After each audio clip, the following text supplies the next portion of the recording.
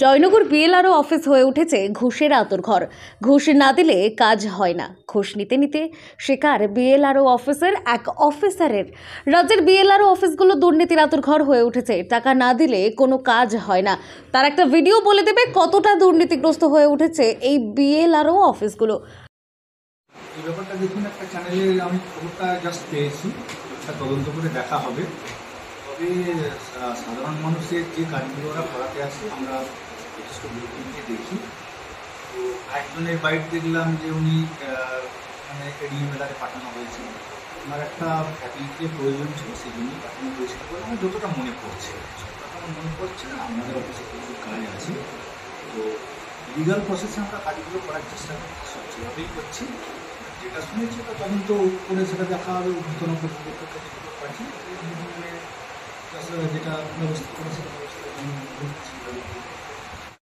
BLRO অফিসগুলো জমি মাফিয়াদের নকল দলিল নিয়ে প্রকৃত জমির মালিকদের নাম কেটে অন্যের নামে রেকর্ড করে দিচ্ছে টাকার বিনিময়ে। আর সেই রেকর্ড কাটতে গেলে বছরের পর বছর কেটে যাচ্ছে। প্রতিটা ধাপে ধাপে আসছে টাকার দাবি।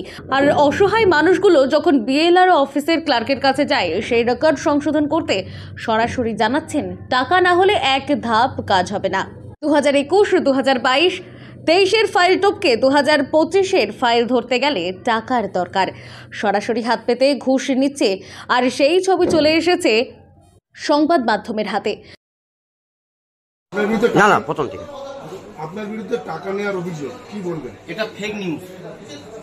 ওর পুরানো পিটিশন আমি কাজ করে দিচ্ছিলাম এবং নতুন পিটিশন নিয়ে এসছে একটা, তার পরিবর্তে ওর কাছে কোনো ছিল না, পর্চা ছিল না। পর্চার জন্য 20 টাকা রেভিনিউ লাগে, সেই 20 টাকা চেয়েছি, ও 500 টাকা নোট দিয়েছিল।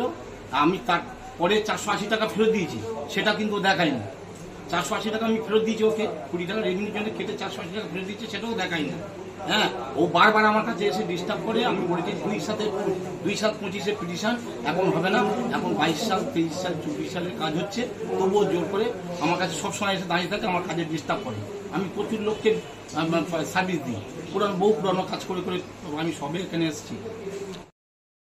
জয়নগর 1 নম্বর বিএলআরও অফিসের ক্লার্ক নীলরতন নস্কর প্রকাশ্যে অসহায় মানুষের কাছে হাত পেতে টাকা নিতে দেখে আমরা সরাসরি বিএলআরওকে জিজ্ঞাসা করেছিলাম। বিএলআরও হতভম্ব হয়ে তিনি এই বিষয়টিকে এড়িয়ে যাওয়ার চেষ্টা করেন। তারপর নীলরতন নস্করকে ধরে তিনি প্রমাণ চান। সঙ্গে সঙ্গে তাকে প্রমাণ দেখালে তিনি চুপ করে যান। মানুষের অভিযোগ, টাকা তো নিচ্ছে, টাকা না দিলে তাদের ফাইল হাতে দেবে না, টাকা নেওয়ার পরেও তাদের কাজ হচ্ছে না। এই দুর্নীতির শেষ কোথায় মানুষ জানতে চায়। দক্ষিণ 24 পরগনা থেকে সুমন সাহার রিপোর্ট, লোকাল 18 বাংলা।